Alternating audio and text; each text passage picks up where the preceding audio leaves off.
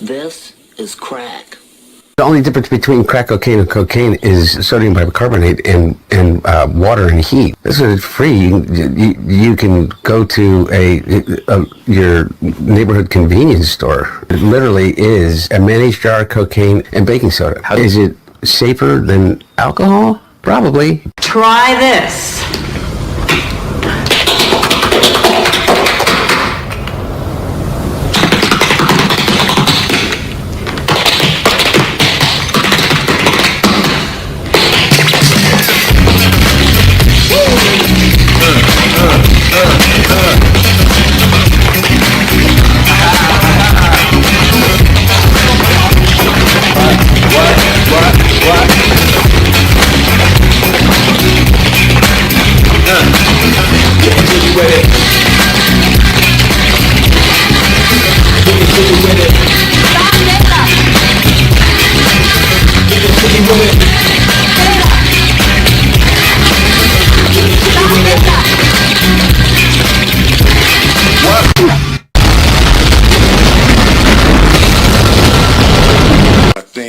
You need to say clearly what happened. As far as what? You and I decided we were going to take our space, and what happened? An entanglement? Yes.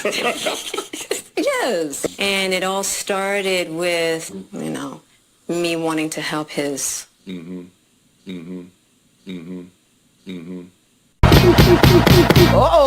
Keep my wife's name out your fucking mouth. Keep my wife's name out your fucking mouth. Uh-oh. Keep my wife's name out your fucking mouth. Wow, dude. Uh-oh. Will Smith just smacked the shit out of me. Uh-oh. Will Smith just smacked the shit out of me. Wow, dude. Will Smith just smacked the shit out of me.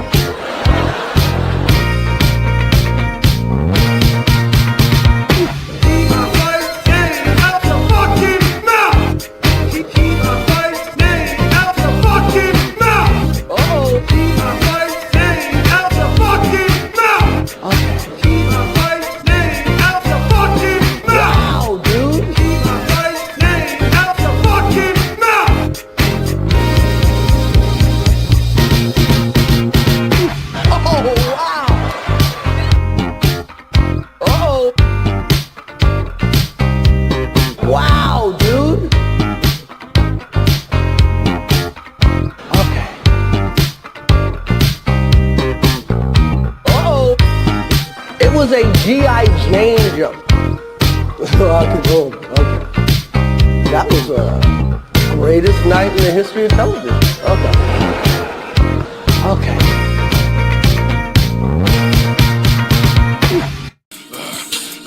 This is the bounce back. Watch Will, y'all. This is the bounce back. Here come the bounce back. Keep your eyes on him. This is the bounce back. I just bite off more than I can chew, then I chew it. Yeah, y'all jokers thought I blew it. I pulled the pin out the grenade on purpose when I threw it. And even though I'm an action star, sometimes I'ma act bizarre. This is the bounce back. Watch Will, y'all. This is the bounce back. Here come the bounce back.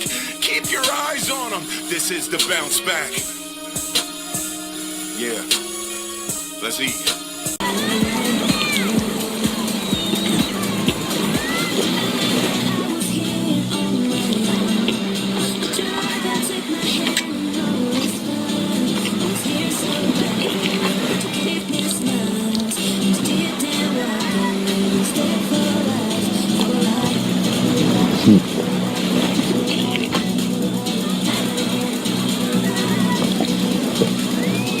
Yep, I'm still eating the spaghetti in 2025.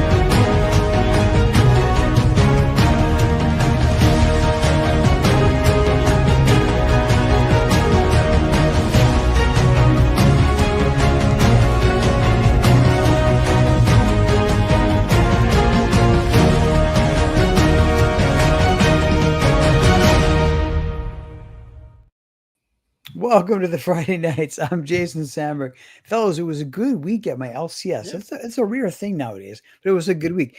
Picked up the latest installment of the second Huck series. Greatly enjoying this title. This apparently, so Mark Miller is saying this is the third chapter of Nemesis. I think it's the fourth. I think this is the fourth series. I paged through this. Artwork's fantastic. Looking forward to reading this. And then Otto Lark, I picked this one up. This is a Hellboy one shot. Mike Mignola wrote it. This other artist drew it. I always kind of pick these up and just kind of look at them. Don't pick up everything that's Hellboy, but it kind of hit and miss. But I'm looking at the artwork. I'm like, fantastic. It's a one shot. Heck yeah, I'm in. I'm all in. Craig, I'm continuing to enjoy The Spirit from the 1940s. Fantastic. Chewing my way through the second volume of that. It's fantastic. As always, I'm hard at work on Jupiter issue 2. In fact, Craig, do you want to bring that up? I think we've got a cover reveal today. I do. Yes, I was staring at it for quite a while there. So, ladies and gentlemen, this is the cover to Jupiter issue 2. I hope you're amused. I hope you're pleased. I hope you're satisfied. I might do some final tweaks before it goes to print, but here it is in all its beauty. Next week on the show, I should have the sign-up page set up for issue 2. Issue 2 is going to launch sometime after the first of the year. So this is the cover. It kind of needed that for the sign-up page, needed that for the promo marketing that I've got to set up. And then the book itself is about 75, 80% done. I've just got some coloring and some effects to do, a little bit of just kind of tweaks before. I was going to ask, with that headlight, are you able to pull that glare back a little bit to bring the line art out a little more just behind it? I could do that. Yeah. You think I need to take it down by like 10%? Yeah, you're losing a lot of that line art in that wash. Okay. All right. That's just my only critique that I have. No, duly noted. I was kind of on the fence on that, because I wanted to be, but I'll dial it back a hair. Yeah. It looks great. Yeah. Thank you. It's awesome. Thank you. Yeah. So so next week I'll have the sign up for that. So again, just it feels really good. It will be 2.5 years since the first one came out, but it's going to be an extra 50. It's going to be basically like 50 plus pages.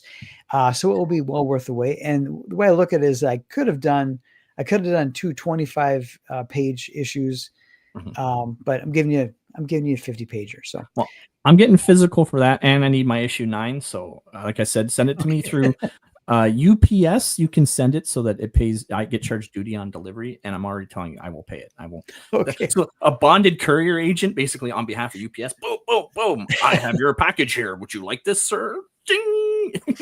Gives you a clipboard. Either pay or I leave with your pack. No. I'll pay. Nice. Yeah. I use stamps.com, and it gives me the option of either using the post office or UPS. So I may do that. For you. I'm telling you, use UPS for what's going on right now, unless it goes back to the way it was. It's the only way to guarantee that I'll get it. I've got a couple packages that I've already got people asking me that they've shipped a month ago. They're in limbo right now. Who knows? So question, when people ship you things UPS, does that mean nobody in customs cuts it open and steals your comic books? No, I get them, but the problem is it goes through a bonded courier service. So basically, it's an item like you really want this thing, and you're willing to pay whatever it takes to get it there. So it's like Dog the Bounty Hunter doing the Olympic Church handoff, and they're using whatever freighted courier, whatever truck, whatever it takes to get it from point A to point B. And in that journey, once it gets to Canada, sometimes a bonded courier that isn't UPS might grab it for a leg of the journey, and that's where it starts to acquire additional charges on the package. And then it just so I occasionally get a UPS package and there's no charges. It's like, holy shit, I just signed it. What a great day! And then sometimes like $50, and it's like, okay, I'll pay. Right? It just is what it is, right? That sounds like something out of the Civil War, man. Like we're gonna send this out west. Pony Express. There. That's right. It basically is. Yeah. It's like 310 to Yuma every time you ship something. That's right. That's right. Except it's the Bears. Anyway, I was going to bring up for the stuff I pulled out of I had a look at. I don't know if you've seen. You ever had a chance to look at all the hybrids issues? Oh yeah. So I really like the one on the left there. Did I just drop? Here, let me pull that back up. Luke's line art. I've always told Luke's art. his line art progresses so much between issue 1 to issue 4. It's like 9 and day. It's like looking at a completely different artist with his line art. It just gets tighter and tighter and tighter. And yeah, like you can see the evolution on the covers even. I've heard that even between Chrome Dog and the sample pages he's done for Call Sign Orion. Yeah. He's just getting more and more like technically proficient. Yeah, as an artist. It's And then leveling up. yeah, I don't think that's not his cover, but that's beautiful. Yeah. And then and I was flipping through, but you don't have to grab all those floppies. You can grab the 2 trades, the 2 hybrids. Nice. And then you brought up Justin Belmont's book there. I had to throw that one in. Yeah, I have that one. That Chrome Dog's a great book. It was the colors that actually got my attention because I had this idea. Sorry, I'm segueing early. No, it's all good. But it's really hard to not talk about we've shown Luke's work. But it was the colors of Chrome Dog that really grabbed my attention to Luke and Patrick, because Patrick does those colors. And I already had this vision, like there was going to be a space battle and a nebula. It's got to be colorful. It's got to pop. It's going to be like Star Wars and Guardians of the Galaxy and Battlestar Galactica. And Patrick and Luke together are an excellent team. I think they kill it. For sure. I'm excited. Like once I realized, yeah, exactly. I looked at your book and I said, "Oh, this is going to be great." And this is what Luke's been working on in secret, because Luke's always doing like a million things at once. He's a man doing, you know what I mean? He's got his music. He's got his what he's got on with his job. He's got FMC. He's got his comics. Like Cold he's Fusion. always yes. He is a true artist that jumps from things that he just enjoys doing, right? And he goes in his own flows, right? It's whatever he wants to do at the time. But yeah, very cool stuff. What I was going to show first and foremost was I got 32 watching. My first share screen with this because I just wanted to get it on tape. Here we go. So this is my campaign for Soltac. So I don't know a bit of a history with this, RJ. This was the second campaign ever on Fund My Comic. Really? Yeah. So Luke's was campaign number 1. This was campaign number 2. And I was like the guinea pig. I was like the monkey being shot into outer space. So anytime that FMC had like a new feature or a new thing they were playing with, or like, see how it says 5,300 raised on a different platform? That wasn't like, let's see if we can feed this through the mechanism. We can bring up your old total and then that'll generate and add to the new total. Like I was like, yeah, I'll do it. Right. Strap me into the rocket. I'll go. So yeah, but the campaign is now closed. So anyone who has Soltac in your hands, you've got it. I just wanted to take the opportunity. 179 backers on my very first campaign ever. I didn't quite like Icarus. I almost hit that 10,000. I tried, but still, for a very first comic book venture ever, I think that's an incredible feat. That's really impressive for your first book. Thank you, and I'm just very grateful to everyone that supported Soltac and supported me this far. I truly do appreciate it. You are the reason why I continue to do this, and I feel like I can continue to create comics. Oh man, I'm starting to get all lame. Okay, so what else I wanted to bring up was my Soltac update. I'm going to throw that out of the way. But yeah, seriously, everyone, thank you so much. Is there a new page this week? Yes, there is.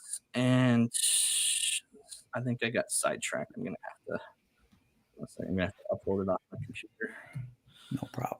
Yeah. What was I going to say? Oh, yeah. So, but with everything that's going on with all the trade stuff, I'm pretty much just going to do with this Soltac the same thing I did with the trade paperback, where I talked to Jason about this. He's going to take care of the U.S. fulfillment. I'm still going to print the books in Ottawa. I'm going to print the books in Florida. I'm going to print them in the United States, and I'll just get Florida to ship whatever Jason needs to do the U.S. fulfillment, and then ship me my overprint, and I'll take care of international. So. And then I know a guy who lives near the border. He's going to take care of the overprint. Okay. He'll get it to you. Yeah, nice. I know what you're saying. Okay, yeah, for sure. Yeah, that'll drop the prices on that too. We'll see. We'll see what happens. There's Edwin. Edwin's jumping in the chat. Says hail to you as well.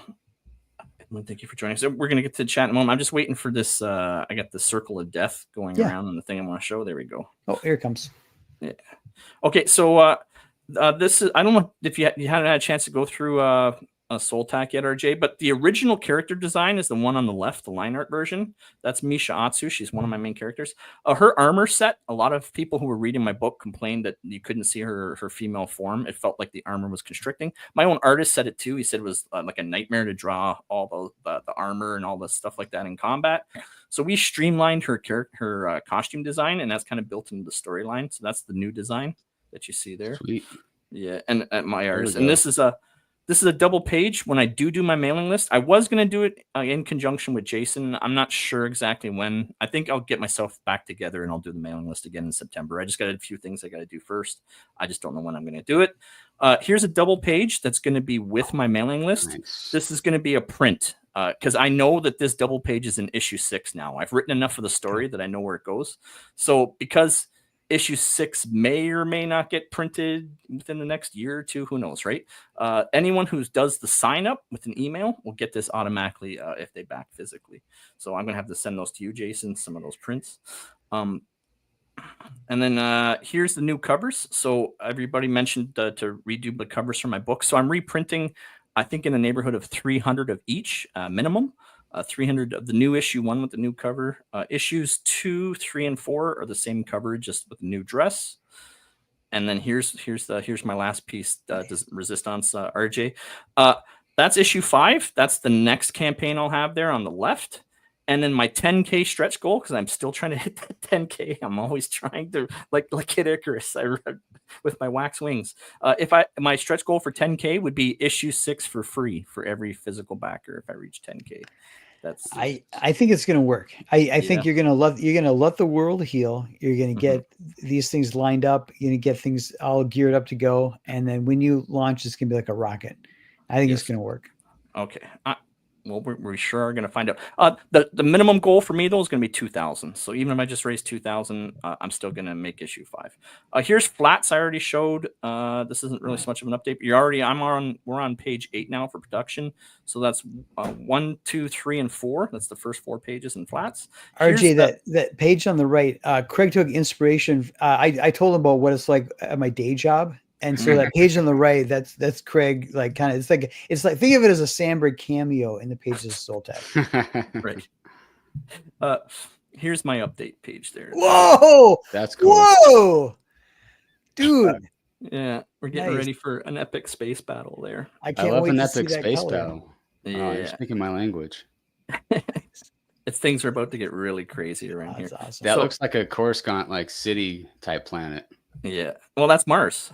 That's Mars. That's the forces of Hades Vex defending basically their planet, and Misha Atsu's taken her entire shogunate armada, and she's taken every ship she has in her fleet, and she's storming Mars because they took Dexter, which is another one of my main characters. They took him down planet side, and they've been doing things to him, horrible, evil, cruel things to him, and she's coming with her fleet to come get him.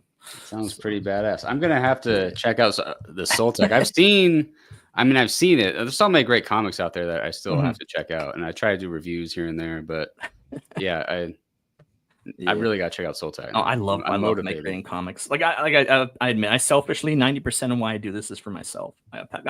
This story, I wrote it a lot when I was overseas on deployments in my downtime. Like, didn't write it physically, but in my head, I dreamed about this and what this story would be. And if I had an unlimited budget to make like a George Lucas type movie, what kind of story would I tell? And I would just sit there, right? And it was sort of just a mental exercise to keep myself busy or keep myself awake, whatever it might be, right? Just, yeah, that was my decompression. And now I'm finally bringing that story that I sat on for 12 years to reality. So that's why.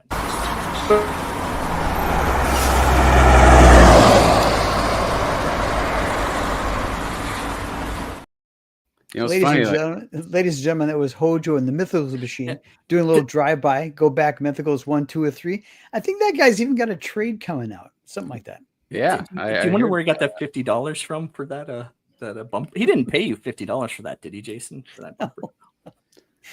No, not at all. You know what funny. It is StreamYard. I said StreamYard cost me $50 a month, but I explained everything StreamYard does. And I said allows Jason to operate StreamYard as well as me. And I said you can thank Jason. He's the reason why your bumpers played every month. And he's like worth the $50 every month. So there you go. So Hojo, don't don't think you're off the hook though, Hojo. But RJ, when I get back into animation for marketing, you're doing all the marketing clips and ads for Jupiter 2. I am going to make bumpers for Crenshaw and Belmont and Vulcan and stuff like that. So pretty soon Hojo won't be alone in the bumper in the bumper tier. We'll have additional bumpers for all of our Friday nights regulars. So My friend Always Fresh is dropping truth bombs in the chat. I don't know if you saw that. what do you say here? You can pull that one up. That story was BS. Craig mostly playing with himself.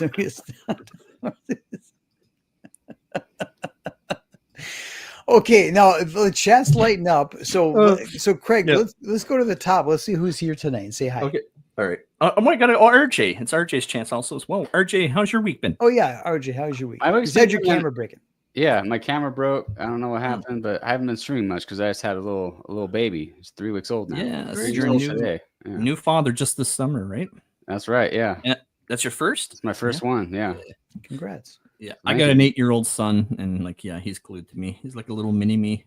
nice. It's the greatest thing. So far, she's like a little like version of her mom. So we'll see. We'll see. She can be daddy's girl. I don't know. But yeah, it's interesting you said like that overseas story because like I'm pretty sure Hojo has a similar story with like the Mythicals, and I have a similar story with Call Center Ryan. Only I wasn't overseas. I was here. But like as a firefighter paramedic, I daydream about like space battles all the time. And I think like you, that's like a way to like distract yourself, stay focused or whatever, Yes, decompress, Yeah. sort of escape the. Not that you need, you sort of need to take a stand off from what it is that you're looking at right now because it's too much. Yeah. Yeah, I totally get that. Yeah. So Let's go through the chat and see everyone who's joining us. I think RJ was first in the chat, so there's RJ. I was in Battle Station. Nice. Anyone who's watching 50 so far, if you want to head on over there, give RJ a subscribe. I think you greatly appreciate that. I would. Also, as well, hold on. Before I go any further in the chat, do you want to do the baseline, Jason? Oh yeah. Why don't you bring up the campaign real quick? Yeah. So RJ, what we like to do is we like to take credit for anybody who backs during the show. That's right. So As you should. Yeah, it's not just when we're looking at your campaign. So we want to see where you're at. So at 28 backers. So I'm going to throw that in the chat, do a little thing we call the baseline. Baseline 28. So he's got 28, 7. So we'll definitely get him to 31 backers for sure. You'll hit 31 tonight. Hell yeah. I know you'll hit 750. So I just want to play it safe because I like to hit our goals. I don't like to lose. 31 backers, 750 USD for sure, guaranteed. Okay. Let's do it. Okay, I'm game. Yeah, and anything more than that is just sweet victory. Yeah. Okay. Back to the chat. Vulcan's joining us as Jason always says, let the weekend begin. Indeed, as well. Vulcan. I always say every time I put the Star Trek in there, I'm thinking of Vulcan. Crenshaw says howdy to you as well. Crenshaw, thank you for joining us. SF Gaming's joining us. Says hail to the Friday nights. Hail to you as well. Thank you. And again, I appreciate SF Gaming and me. We chat throughout the week, and I do appreciate it. It's really cool. He shows me the stuff I get. I show him stuff I get. Asking questions about comics and stuff. Yeah. There's a face I haven't seen in a while. Yeah. Courtney's joining us. Says, hey, Courtney, thank you for joining us on multiple occasions. As Courtney's, I don't know if she's been on our show or not. I don't think she's been on. She's been in the chat for a number of times. I don't know if she's been on the show. We're on episode 109, so it's all starting to. We've been doing this. We've been doing this for we're on our 3rd year now, RJ. Isn't that crazy? Yeah, I joined this whole scene about 2 years ago. Mm-hmm. Yeah. But Early in the Jason FMC days. keeps me doing this every week, and I keep him doing this every week, and basically that's the way it goes. Edwin's here. Says hail to you as well. Edwin was our guest last week, and I haven't brought up his camp. I hope I gotta check that out. I hope he's hit his goal, his funding goal. He was really close. I remember that. So he's making the rounds. Yep. Oh yeah, he's gonna get it 100%. I think he's crossed it already. If anyone in the chat knows, feel free to educate me. You don't have to play the bumper again, but This then if you think Hojo's got a big head now, can you imagine we played Right. with his bumper twice? I mean, That's outrageous. Sultan has some beautiful shots and spaceships. Yep. Oh, thank you very much. That's Yeah, it does. It does. It's one spaceship enjoyer to another. It does.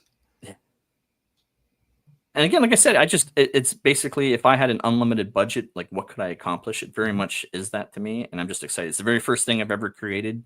I'm gonna make 9 issues total. Then I'm gonna put those 9 issues into a book, as beautiful as I can. Put a cover and a ISBN number on it, and then I'm gonna put that thing literally everywhere I can. I'll drive to stores, bookstores, consignment, whatever I can. Put a couple copies here, a couple copies here. I'm gonna go insane with that thing. But from there on, if I ever make comics again, I think it'll be an entirely new creative team, and I'll only do one shots, like just a single. I will never do a 9-page continuation. It's way too much. Yeah, it's a lot. That's a huge undertaking. Yeah, and it's like a 10-year commitment. Like, Yeah, yeah. I can see that. Here's always freshest comment again. Joining in. Thank you for bringing me back down to earth because of this. There we go. And I think that's everybody we have joining us so far tonight. So. all right, very good. So we've got a baseline of 28 backers on RJ's campaign. We'll be looking at the campaign. We're focusing on it later. But first, Craig, what is the first of 3 of the most important news topics that flew under the radar this week? Yes. So for anyone who may be joining us for the first time, we got 50 watching. Every Friday, we come to you at 10 p.m. Eastern, 90 minutes with 3 topics and with 1 guest creator. And so here's our first of 3 crazy news segments from this week. This one comes to us from The Independent. Thousands of hot dogs spill across a busy highway. So I don't know. Again, I'm losing my vision. I forget where this happened. I know it happened on 86 or 83 interstate. I don't know. It happened in Shrewsbury. Okay, yeah. So Is that where they make the schnozberries? Yes. But Yeah. the chief of police mentioned he was very shocked to find out that hot dogs make the ground really slippery, and I was like, Is that the gayest thing a fire chief has ever done? I think it's animal intestines. Really? It's good. Dude, my son loves hot dogs. I'm microwave a couple times a week. I'm microwaving hot dogs. It does not matter. It does not matter if it's 14 seconds in the microwave. I have to wash my hands after it. It's just hot dogs are nuts. They're nuts. So yeah, they had this unpleasant mess. A lot of puns in there. It was like the worst day. Right? Yeah. Always fresh had a joke in there. He said, hold on, I'll bring that one up. Yep. There's a stripper joke somewhere to be had, but I'm part. Yeah. Well, cases and cases of hot dogs spilled all over the highway. Unclaimable. It all went in the garbage. None of it could be saved. Oh, come on. They couldn't have repurposed it. I mean, RJ, what's the shelf life on a hot dog? Yeah, it's repurposed meat already. Repurpose it again. What's the big deal? Yeah. Yep. Feed it to, I guess you can't really feed it to hogs. Cats? This could have been cat food. Come on, guys. It could have been fish bait. I've used it as fish bait. Oh, yeah. It works great. Yeah. Fish go crazy. The whole thing reminds me of speaking of fish, reminds me of a fire that happened.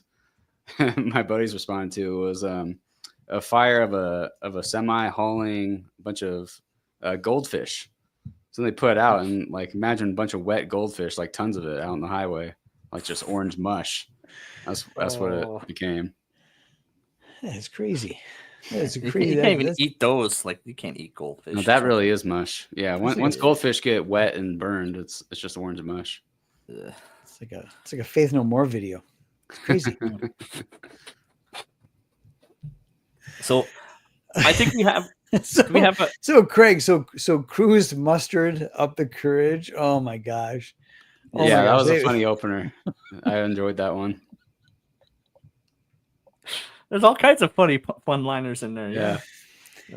RJ, there's the countries in this world where they're malnourished, they're hungry, they're starving. They turn on the news. What must they think of America? What must they think? Look at this. I would just go berserk if I were starving. This is what I saw.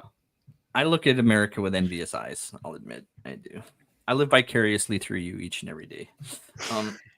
American Demons in the chat, stopping in to say hi. We'll hang out as long as I can. Good to see you. Good to see you.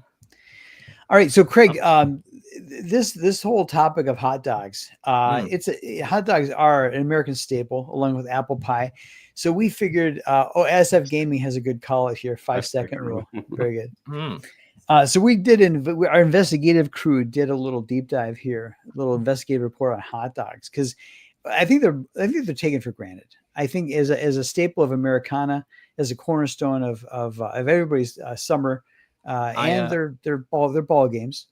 I barbecue far more packs of hot dogs in the summer than I care to admit, Jason. Right. I'm a beer brat guy, but I hear you. I hear you. I appreciate beer brats. Yeah. RJ, where do you stand on hot dogs? Is it a staple? Is it a staple food, or is it peasant food? No, it's a staple food. I mean, it is peasant food, but it's also a staple food. I mean, pizza started out that way, and look how far we've gone pizza, right? I think if they had this during Roman times, they could have gone much further. Oh yeah, no doubt. I mean, they were eating like breadcrumbs and tossing out bread in the Coliseum. What if they toss out hot dogs? What if they had hot dogs like we have at a ball game? So what we game changer. Oh yeah. What we need to do is that city in Spain, in Spain, where they throw the tomatoes and have the running of the bowls and stuff. We need to do that next door to where the hot dogs are. You got your ketchup. Speaking Crenshaw of says, brand new fathers. Oh yeah, sorry. Let's get Crenshaw comment first. Crenshaw says one day we'll go to a land where the streets are paved with wieners.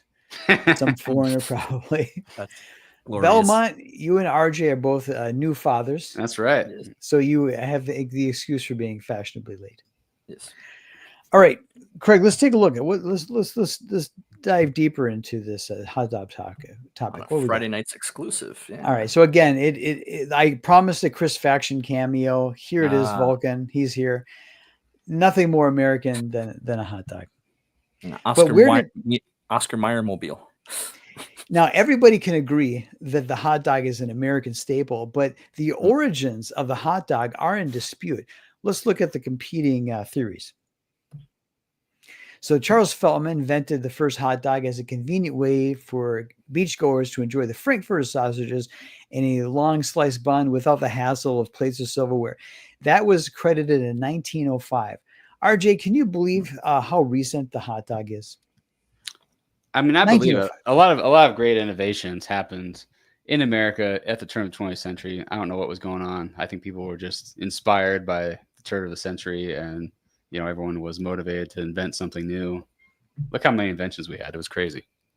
Craig, can you believe we had flight before the hot dog? Yeah, that is kind of shocking. You think the hot dog would have been earlier than discovering the art of flying. So RJ, we've got the Feltman theory. Let's look at the other theory about the origin of the hot dog. Ignaz Frischmann developed an oblong Vienna roll specifically for holding hot dogs. His New York Times obituary credited him with the invention of the hot dog bun. So there you go. There you go. It's this may never be settled, but those are your competing theories on the origin of the hot dog. It's basically two street vendors competing, and even now, street vendors are like the quintessential hot dog makers. It is. It's the Horatio Alger myth. I'm going to say repurposing animal intestines has to go back earlier than 1905. There's no way that's the first time people started doing that. No, there was sausages, but who first slapped it into the bun? Right. Okay. There you go. It's like sliced bread. Right. It is. You're saying a hot dog is the greatest invention is sliced bread. I think literally it is. It's up there. All right, next slide. All right, so the hot dog eating, what could be more American than competitive eating, right? I mean, seriously. But the world of competitive hot dog eating is not without its scandals. So RJ, this Nick Wary guy, he was caught on camera sliding a plate so that when they were counting the hot dogs, he could get an advantage of 5 hot dogs. And they only caught it. At the time during the judges didn't see it. They had to watch the replay. He was discarding them, like Yeah, making so them he was disappear? he had empty plates so that he could stack up these plates and claim that he ate them. RJ, what's crazier, competitive hot dog eating or instant replay of hot dog eating? Instant replay for sure. Like we all take bets, right? Like me and my cousins, we had a competitive Thanksgiving dinner. We had a regulation plate. That's right. And you know, guys will just take bets over anything. But instant replay, that's next NFL level, you know. Go to the tapes. Yep, absolutely. Yep. Craig, what in your mind is could possibly be a worse offense than cheating at competitive hot dog eating? You should be disqualified for life, by the way. That should be it. You should be I agree. banned. That's it. I agree. Your hot dog dreams are over.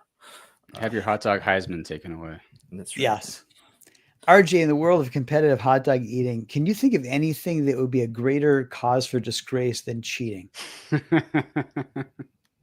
don't know, man. I mean, cheating is pretty dishonorable in itself, but then hot dogs. Do you think cheats are actually proud of their accomplishments? Because really, at the end of the day, you're only cheating yourself, right? I've wondered that myself, you know. Craig, if you bring up the next slide, we'll find the number one villain in competitive hot dog eating. This guy, Joey Chestnut, you know what his crime was?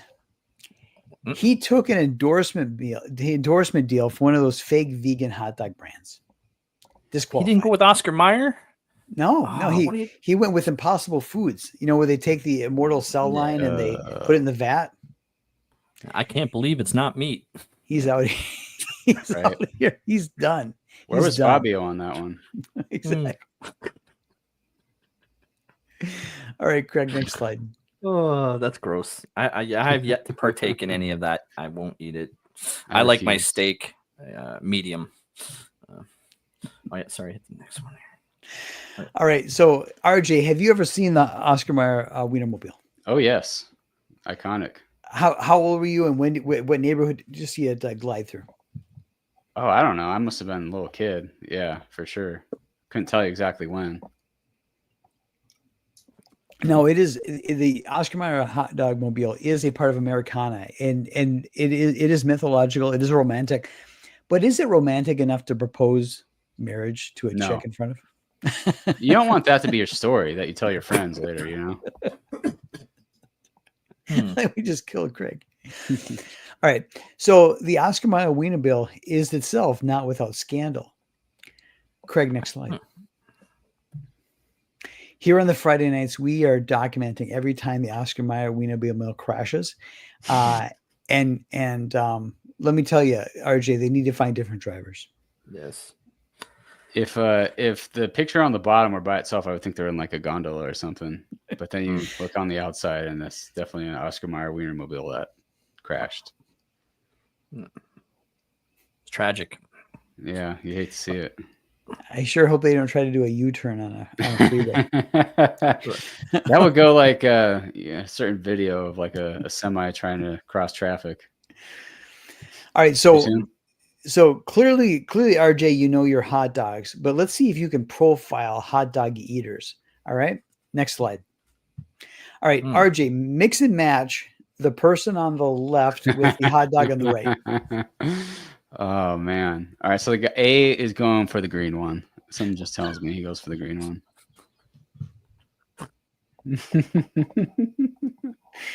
Okay. What else? What else you got? B's got two. B's got two. B's got C's two. got one. C's got one because there's no way you're gonna. Yeah. I was actually gonna say the same thing. All right. A3, B2, C1. Yeah.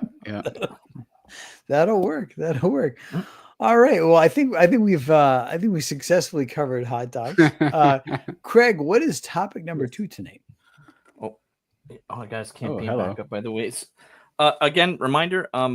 Here's RJ's campaign. RJ's joining us for this evening. 65 are joining us. Call sign Orion. How much are you away from fulfilling $265? Something like that. I'm bad at math. Yeah, there's a digital tier, by the way, everybody. How many pages is this going to be? 42 pages of story, at least 2 pages of fan art. I say at least because I've got one artist nailed down for sure. I've had more than 2 other people request fan art, and I'm not going to turn down good fan art. So there's going to be a good amount of fan art. 42 pages of story. So 42 plus how many fan art? Sorry, total page? At least 2. Okay. All right. So 44 pages, $5. You can grab the PDF for $5. Yeah. And then, okay. So I just wanted to throw that plug in there before I go on the next one. I actually hit the wrong button, but it's a good No, it's stuff. cool. Yeah, Okay. but actually, we should maybe make that part of the show, just to kind of break it up a little bit in between the twice in between the 3 topics. Just Sure. bring up the campaign, talk for a minute, go back to the news. Yeah, it works. Okay. Here's topic number 2, comes to us from Daily Mail. Will Smith is accused of having a midlife crisis as fans mock him over his cringe freestyle video. So I admit that wasn't the entire freestyle. I did clip out the better rap segments. I wasn't doing them anything dirty. I just wanted to show the parts that were ridiculous, right? So that is when I clipped those all together, it was like, what is going? That's awful. But that was real before the spaghetti eating. That was actually the clip from Lemonade Stand, something like Lemonade Stand freestyle or something like that. If you want to hear it again. Wait, the one when he's in the room with the Simpsons stuff, that wasn't AI? That wasn't AI. No, that's real. I could tell the Oh my AI was the God. spaghetti one. Yeah. Yeah. That's crazy. Yeah. God, this is difficult. I don't know. I wasn't alive. I wasn't alive to see Elvis turn into Fat Elvis, and I didn't see that decay and decline. But I gotta believe this Will Smith stuff's even more cringe and painful than watching. I'm sure Elvis. it is, because Fat Elvis, he could still sing. Like, I've seen video of Fat Elvis in Vegas. That guy could belt out some tunes. But like, rap's not about belting out tunes. It's just about being cool and being hip, and he's not that anymore. He's Uncle Phil. He's older than Uncle Phil now. Good point. Well, yeah. Good call it. But so this is like a twofer. So both he got laughed at for the horrible freestyle he had on that show, but then he got mocked online for throwing out a video, basically of him in a crowd, and he actually had a sizable crowd. What they did was they augmented the video with AI. And it's just ridiculous. The faces get all distorted if you look down there. Some of the signs they're holding up are ridiculous. He like goes and reaches out and touches phantom hands, and like you could just tell. So people are mocking him for the video. It's bad. Like, that's the kind of thing like you or I would do, because we obviously can't sell out stadiums. But like, if you're Will Smith, why even go there? Why not just show the real fans? Right. I don't. I mean, it's painful. Here's the thing. Given the couple of years he's had between assaulting Chris Rock in front of a million people, being degraded and demoralized publicly repeatedly by his terrible, evil wife. Yeah. Well, why? I mean, why doesn't let's be honest? That, like, I don't mean to quote Chris Rock there. Infidelity happens a lot in Hollywood, but you don't go on a TV show and turn it into content. Like, what are you doing? Never helps your case. No. Why do that to yourself? Sorry to interrupt you, Jason. No problem. But it would seem to me that if he's going to try and recuperate and regenerate, he should do something where there's not an immediate feedback loop with an audience. So I'm thinking, find one or a few movie roles or movie projects where he can tune off the noise of the world, pour himself into his craft, recenter himself. Instead, he's going up in front of people where there's an immediate feedback loop where they can, it doesn't make any sense to me. And maybe he's even more out of touch than we surmise. But gosh, I mean, it's hard to see. It's hard to watch. That's not what a good agent is for. Like, hey, you should pick up some good movies again. Like, try to find some sci-fi. Find a good movie role here and there and there. And just start slipping back in through that way, and then people start seeing you in good movies again, and you just sort of rebrand yourself, right? Yeah, that's what I would be recommending. He is a good actor. Yeah, find a good movie role, a serious role, not like a summer blockbuster role that he could really pour himself into. Yeah.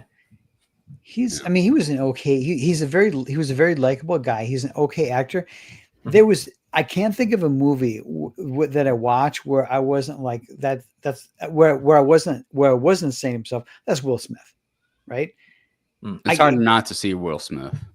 Yeah, I don't think he ever disappeared into a role the way like Gary Oldman can disappear into a role. I don't know. Pursuit of Happiness is pretty wild. I was thinking Pursuit of Happiness, also Ali. Those were good movies, you know. What's the one where Or like the Muhammad Ali is, jellyfish, you know. and he gives away, he donates like parts of his body, and then he fucking offs himself so that he can live on in other people.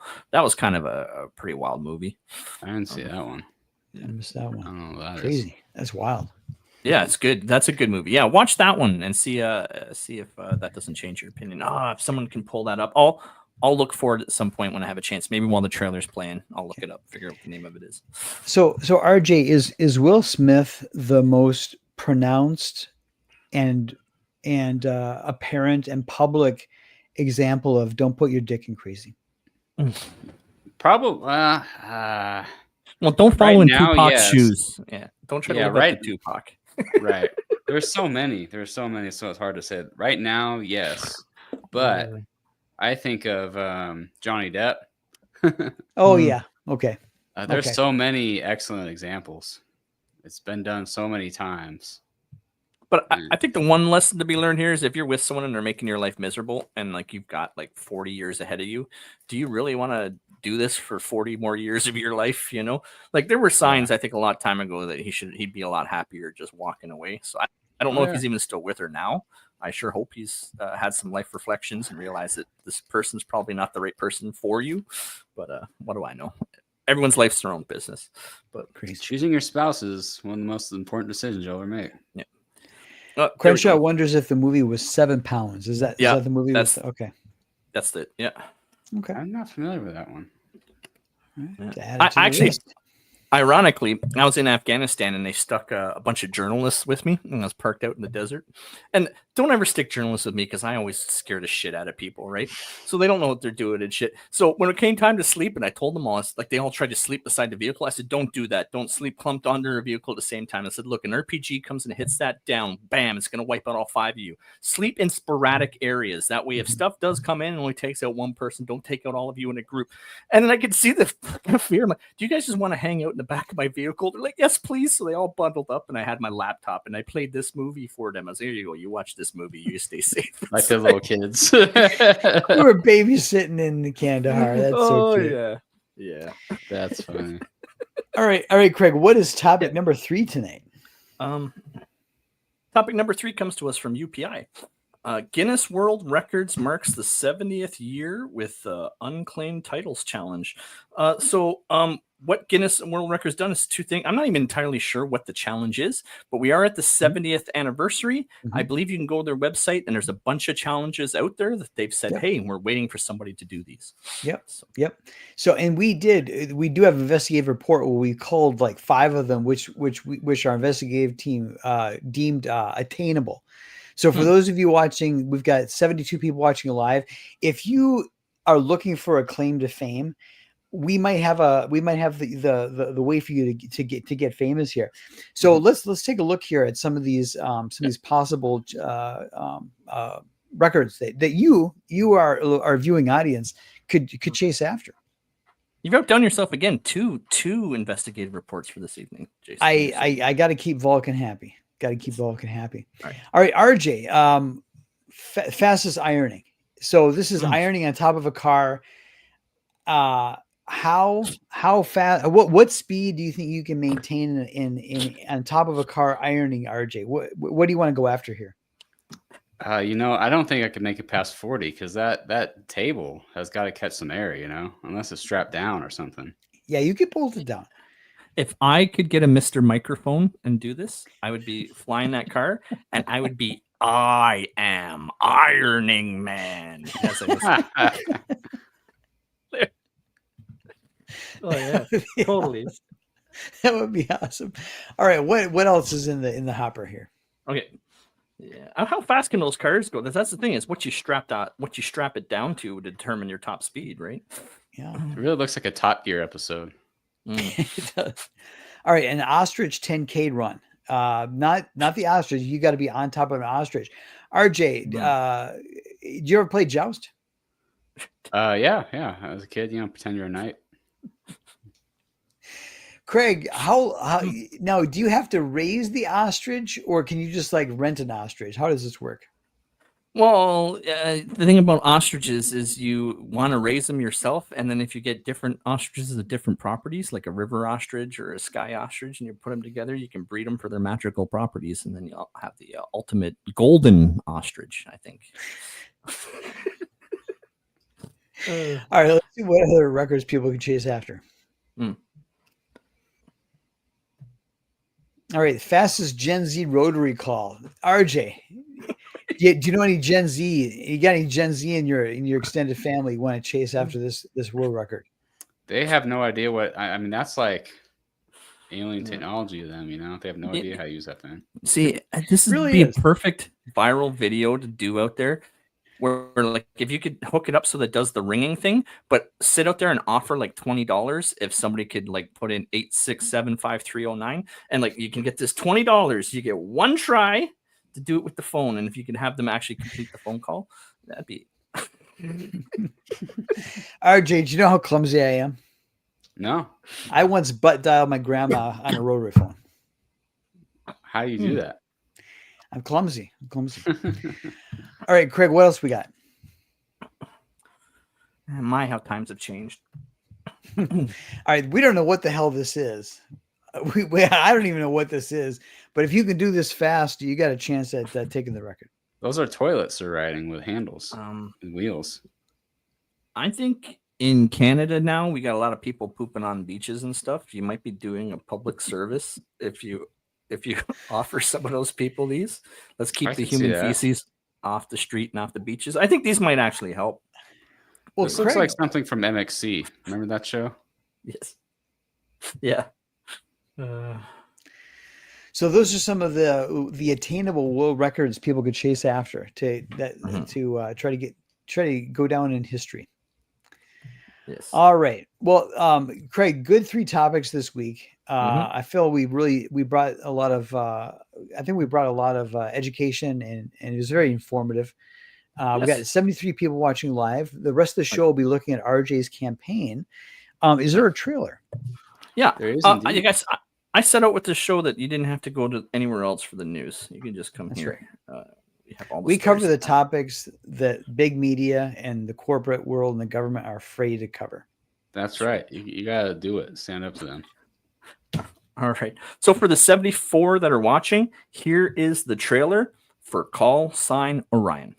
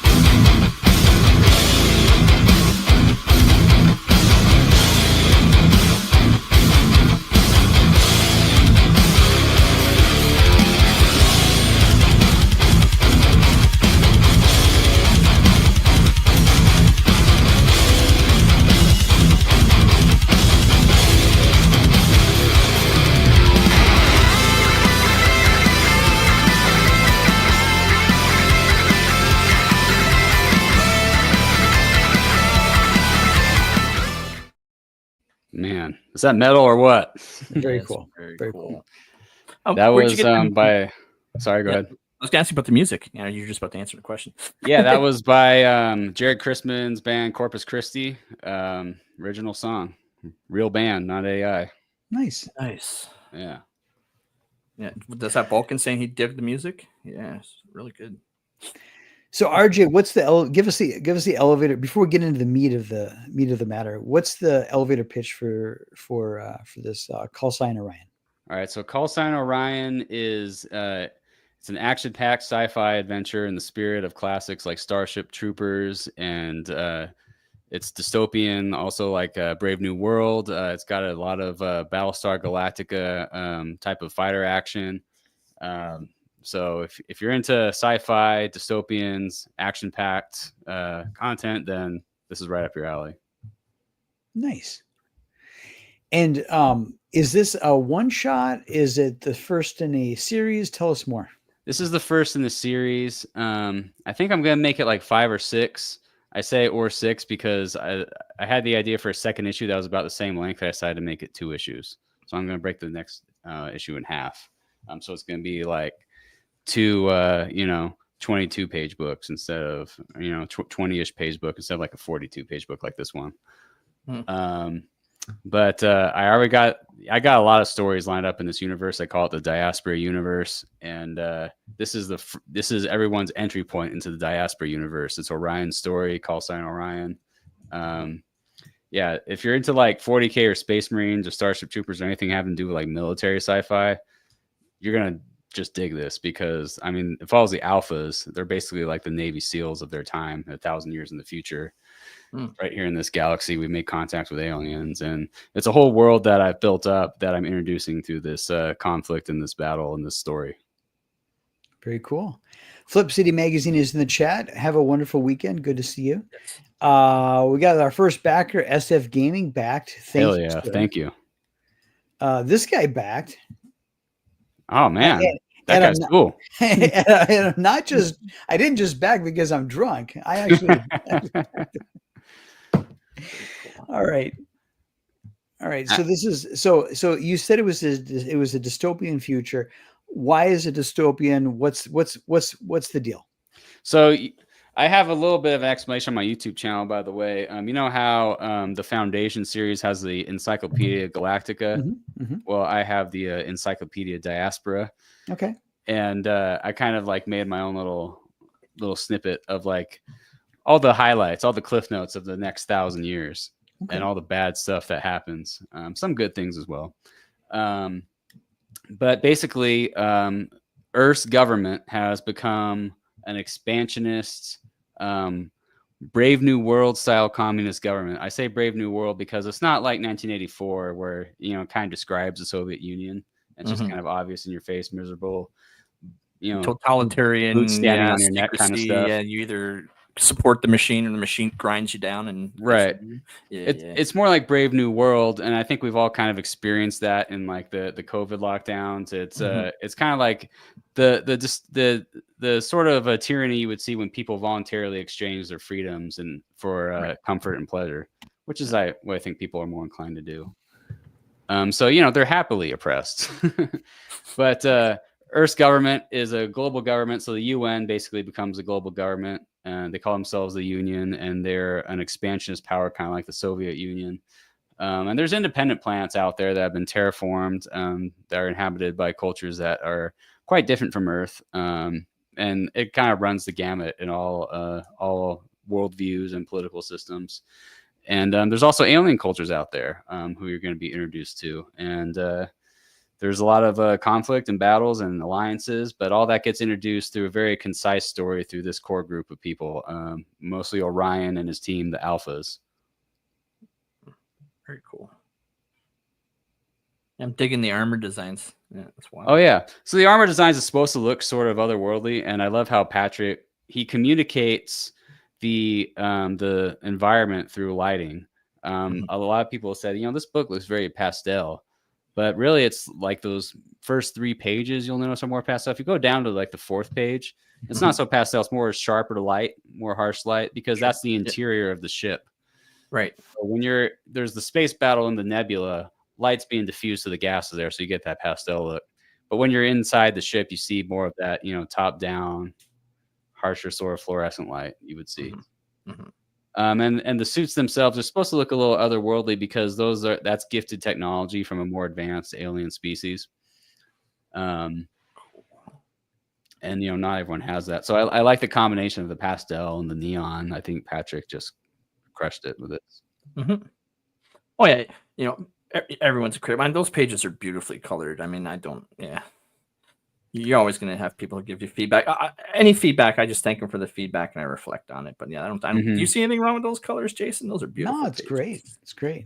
Yeah. And again, it's not a specific style. It's more of communicating the environment. I think he does it very well. Yep. Vulcan backed. That's a great vote of confidence. Thank you, Vulcan. Nice. Yes, thank you, Vulcan. Pages are beautiful. So that's what Luke's been up to, eh? Yeah. Curious, how often does he turn in a page? I'm just curious.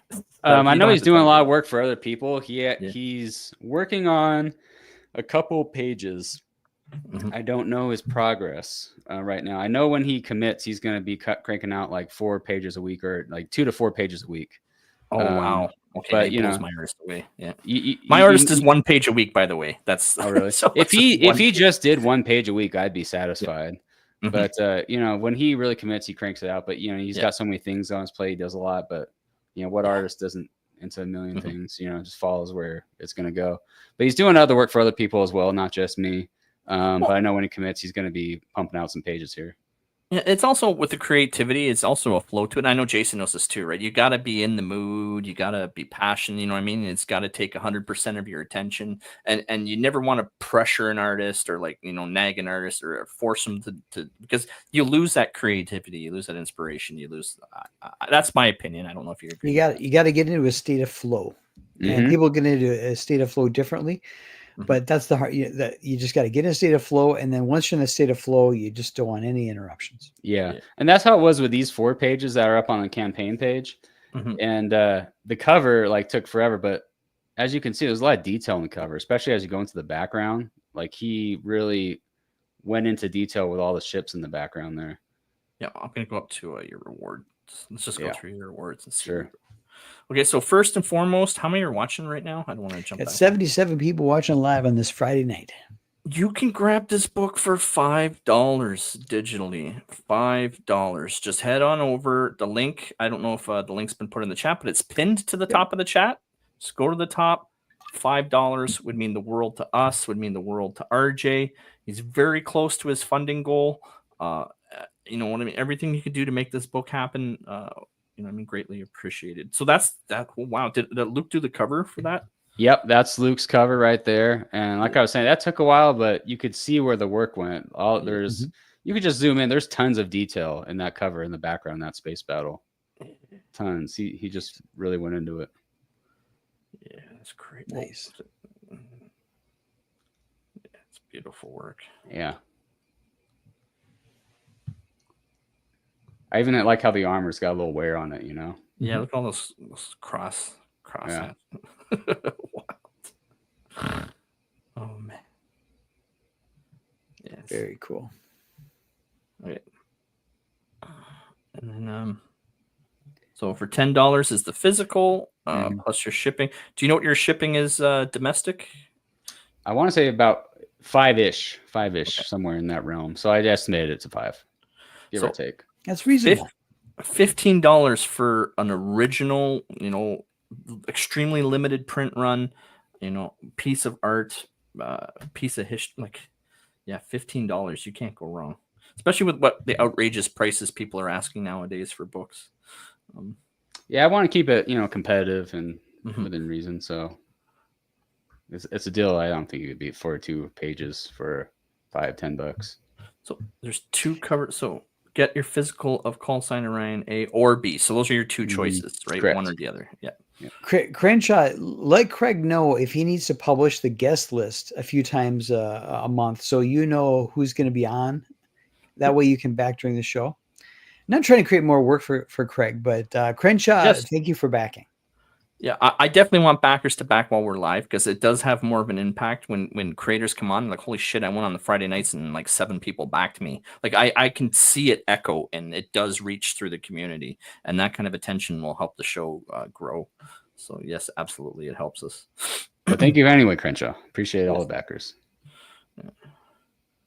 Yeah, just supporting independent comics in any way you can, sharing, liking, retweeting, anything, it all helps. So $20 shipping.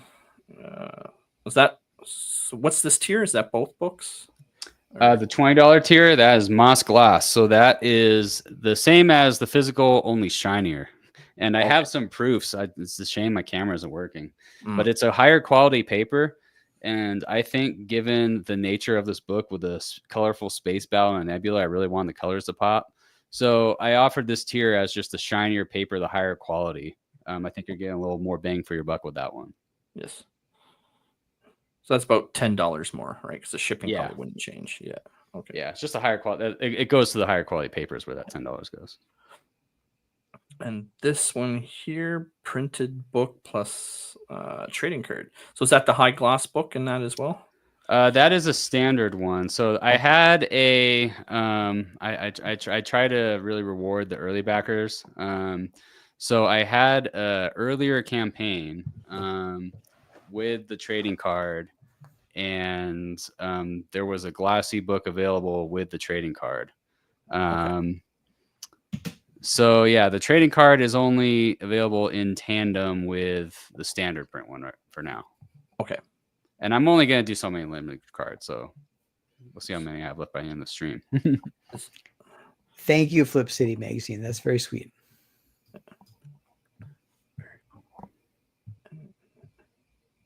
So for this $80, you get 2 Moss Gloss. One of them signed by, oh wow, you, Luke, and RJ. Triple signature.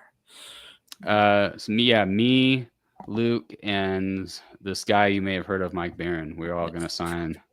We alpha love tier. Mike Barron. Yeah, we love Mike Barron here. So what was Mike Barron? Was Mike Barron your editor or just nice? Yeah. So Belmont, I've hung with Belmont a couple times, and he's the one who let me know. Yeah, I live like 20 minutes from Mike Barron.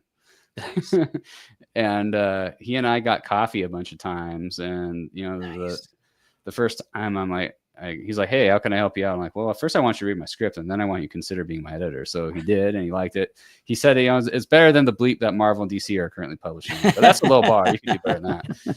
So I got this. I don't even see this here behind me there, this little guy. And Smokes the Fox. Yeah, and that little thing. Yeah, I got myself a Smokes the Fox.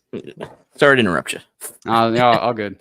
Yeah, so we met over coffee several times. Nice. Each time he would make handwritten notes. Like I would bring printed copies of the script, and he would just make handwritten notes, and then I'd go make revisions, and we meet again, and we just keep doing that until we had the final version nailed down. That's awesome. Yeah.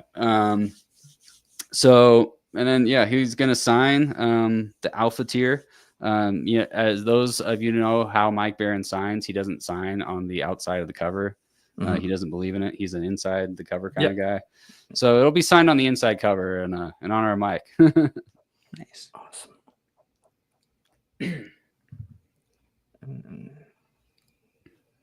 Not only everything in the alpha tier, but also a subscription to the entire Agent Ronin series. Wow. So I've got a series on Global Comics. It's a supernatural intrigue, very not sci-fi at all, very different angle and genre than Call Sign Orion. But you'll get, you don't have to get a Global Comics subscription if you get the Admiral tier. As we make new episodes, they'll just get emailed to you. So if somebody has a subscription, is it free for them to look at it now for them? For Global Comics, so right now, episode 0 of Agent Ronin is free for everyone. Okay. But as I make more, they will be behind a paywall. And those with subscription can see behind the paywall. But, subscription is so much a month. And this is like a one-time thing for all the episodes I'll make. I don't want to put you on the spot. Stuff. If it's too much, do you have the link handy by chance? Throw that to us in the private. For Agent Ronin? Yeah, let me pull that up. Okay. Yeah, if you can throw that, I'll throw that in the chat for anyone that's interested. Okay.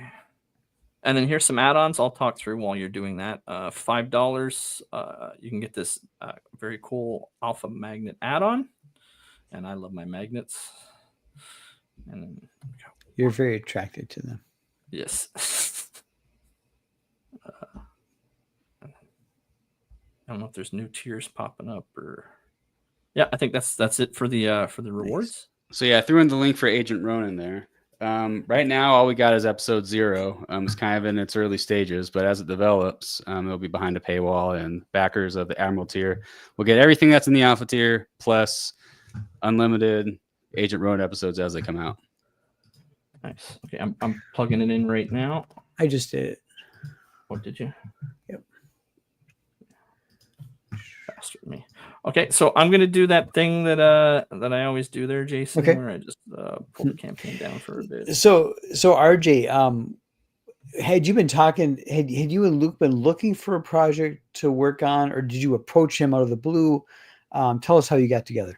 So I was working on Call Sign Orion for a long time before I met Luke or Mike. It was actually Lisa Foyles, the character Lena Riley. She's the one who read.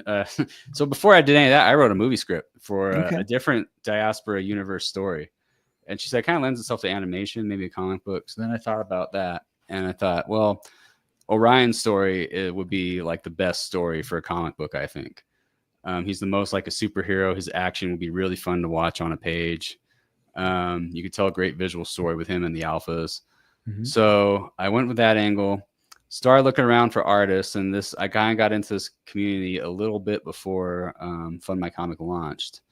And then I was talking to Luke for a while. Before we ever talked about doing a project together, he and I did this short-lived live stream show called, he was on my channel. It's called Creativity Cookout. And we would do it on Sundays, and we would talk like worldview theology, like creator stuff, like the intent of the creator and like the heart of the creator behind what they were creating, basically. And that was fun, given Luke's background. But scheduling, that was just hard to keep going, mostly for me. And then later, I read the Hybrid series, and after reading Chrome Dog, I thought, Luke is really the guy for this project, especially seeing him and Patrick together on Chrome Dog. I realized that's the team I wanted. And that was after Mike had helped me make the script, and I just knew like that this is who I'm going with. Nice. I've always said at some point I want to hire Luke for something. I've got a couple one-shot ideas rattling around in my brain too, but like that's down the road somewhere. But yeah, he's definitely one I want to approach with one of my projects, see if we can't put something together. So yeah, I'm kind of envious of you in that regard. And RJ, obviously the human race, Earth becomes like a totalitarian, Brave New World, ventures out into the cosmos. What are some of the more interesting races, alien races that will show up in the book? What should people know? So the first race we make contact with is this race. They're super ancient. They're from the Andromeda Galaxy. They're called the Vateri. And they've taken on like a lot of different evolutionary forms. They've lived in outer space, lived on planets. Like there's so many different Vateri civilizations. There's all over the map. So we basically contact the Amish of the Vateri. They live on a planet. They choose not to be too advanced. They're basically like the mega base Vateri. Okay. And they're nice to us. They decide not to annihilate us or conquer us. So they've all known about us, but they decide to help us out, throw us a bone. And through them, we're able to venture out to the cosmos. They basically lend us a hand because Earth is sort of in dire straits at this point. And we terraform a lot of planets, establish a lot of new civilizations. And over time, a lot of humans come to live on Avalon, which is the Vateri planet that we first made contact with. And we make a hybrid race because they're not so genetically different from us where we can't interbreed. So kind of like Spock, I guess, like there's like this whole hybrid race that lives on Avalon. They're called the Edrin. And the Edrin are basically like, to use the Lord of the Rings analogy, I'd say they're more like the elves. They're like a more enlightened version of human beings. And then there's all kinds of different human civilizations as well. And then there's like some like sort of subhuman civilizations that are basically like more primitive species that we've genetically tinkered with. Some of them are on the alphas, like the aliens you see in one of the pages. Okay. So cool. I don't remember how many backers we had. Do you remember the number of backers we had? 28. 28 at the start. Yeah. Okay. So here's the thing. It's only $10 away from the goal that I originally had. I thought it was impossible to hit on this show.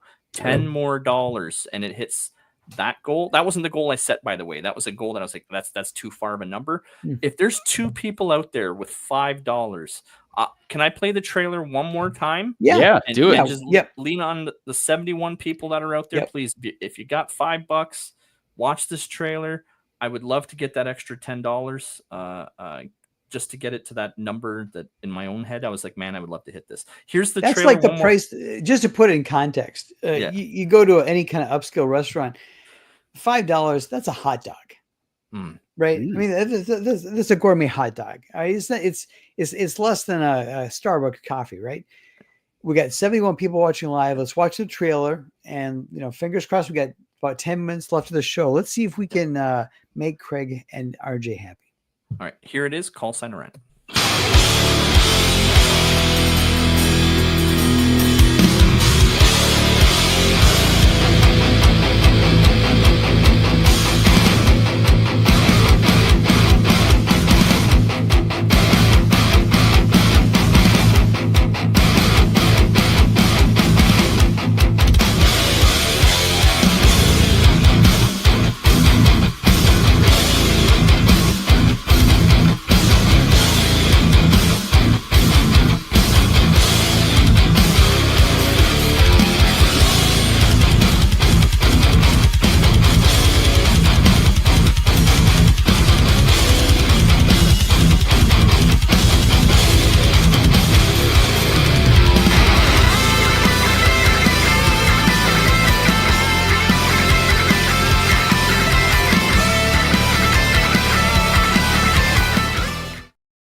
Man, I get pumped every time I hear that song. Yeah, song is awesome. All right, I'm gonna refresh first just to see if I just want to get in a dogfight and like pull like a million G's in space. You know what I'm talking about.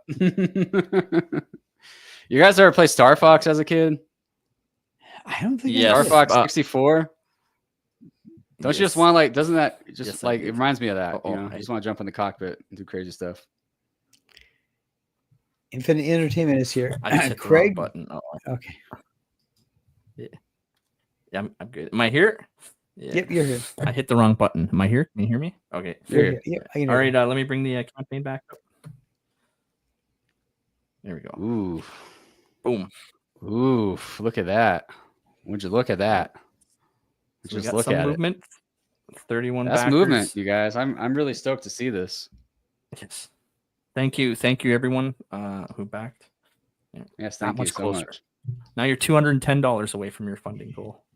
Over the weekend, Craig usually gets like another 100 views on this on these streams, so there's a good chance you might see some tailwinds there. There was one guy who got like three or five backers the next morning. Yeah. Right. It's So, crazy. so maybe this will motivate people out there since we got short time. If you scroll down, those stretch goals are still good, even though our funding goal is less than those big stretch goals. I want to hit those because I want to fund, and then I just want to reward people. So the patch, that's by popular demand. So once I hit that amount of money, I'm sending out patches to everybody. The Alpha patch, which is like a real like elite. They're basically Navy SEALs who fly fighter jets, like because it's in the future everyone flies around. So that's like an elite unit patch you could put on, whatever. And then after that, there's a stretch goal that Lisa is very much looking forward to doing. She's going to be in cosplay as her character, Lena Riley, basically my April O'Neil, like a news reporter who's going to be a recurring character in all the issues. Okay. Am I still there? Yep. Am I still here?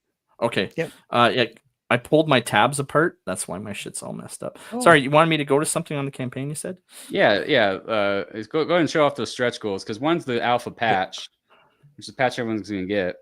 Yes. So what's that at? $2,000? Yeah, 2,000. Okay. And then there's a cosplay that's going to be available as its own tier, a cosplay cover. Lisa's going to do a photo shoot as that character, Lena Riley. Nice. I know a lot of you guys would like to see that happen. That's all I'm saying. I've heard someone say, like, what's the tier where you get the redhead's number? Should give her phone number. Should make that an exclusive tier. Right.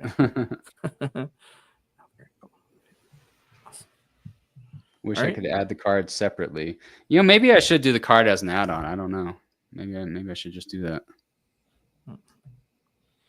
Okay, so I'm gonna close this before I screw up my internet. Okay, there we go. All right, I'm back to having StreamYard. Okay.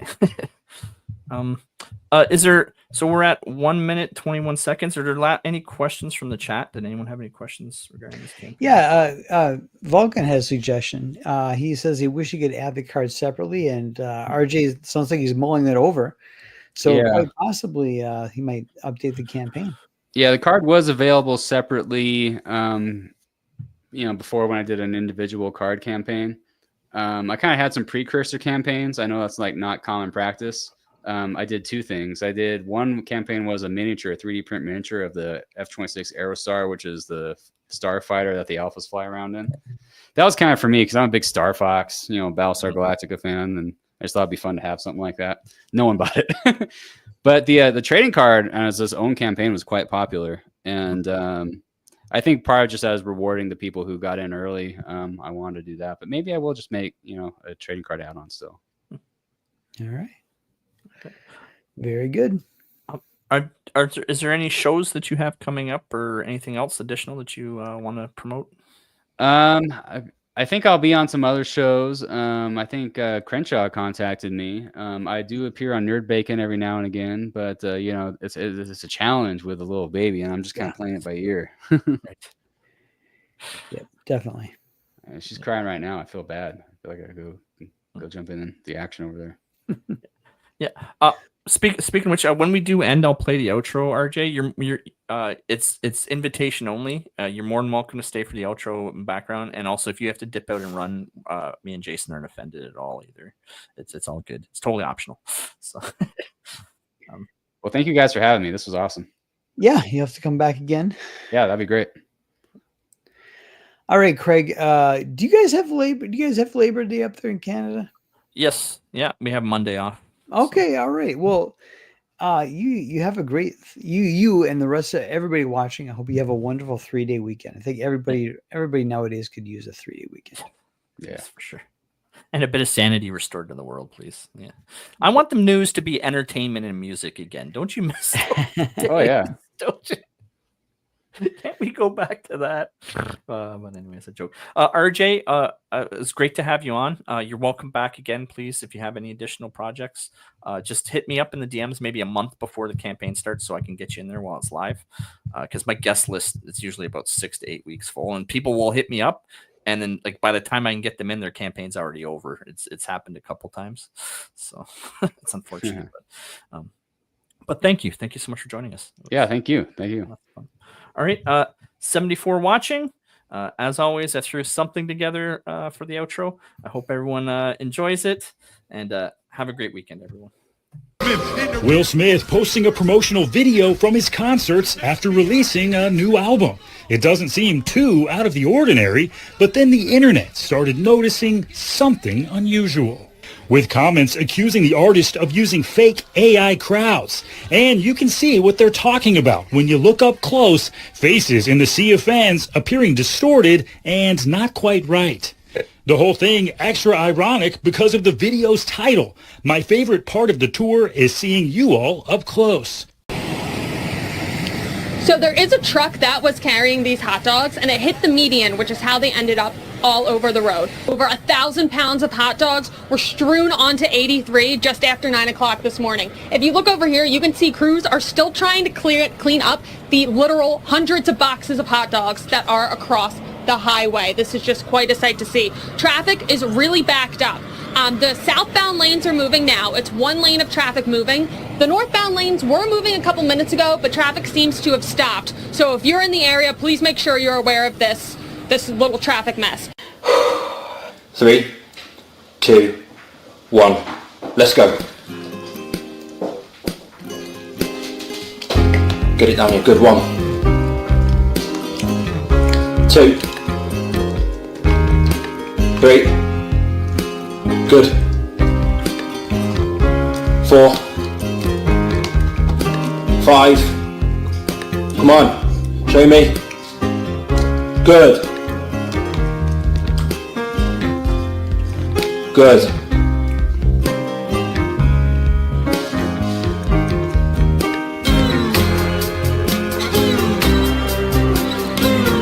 Take your time, you've got time. Stop there. No. Come on then, you got to catch up. Yeah, good. Come on, Leah. Come on, Leah. Come on, that's it. Come on then. Good girl, come on. That's it. Come on. Come on, that's it. You do it. Come on, one more. Come on, there. Yeah, done time.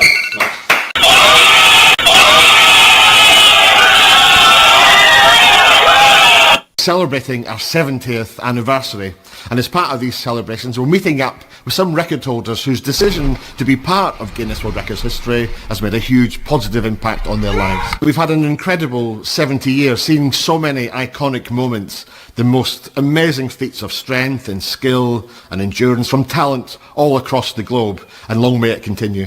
We want to encourage everyone to be part of it, because setting a goal and achieving it, it's really fun, it's very satisfying, and it can be life-changing. You know, having a Guinness World Records title can change your life. So come on, reading about records is one thing, but nothing beats being part of it.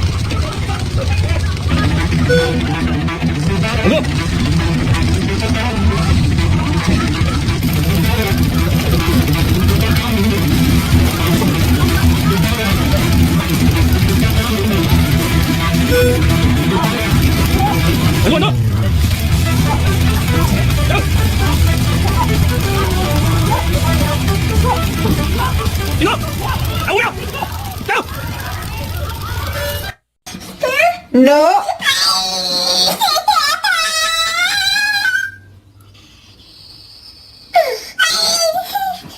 No. Donald Trump makes himself Batman, and the nation's capital is Gotham City. The President of the United States has declared himself crime fighter in chief.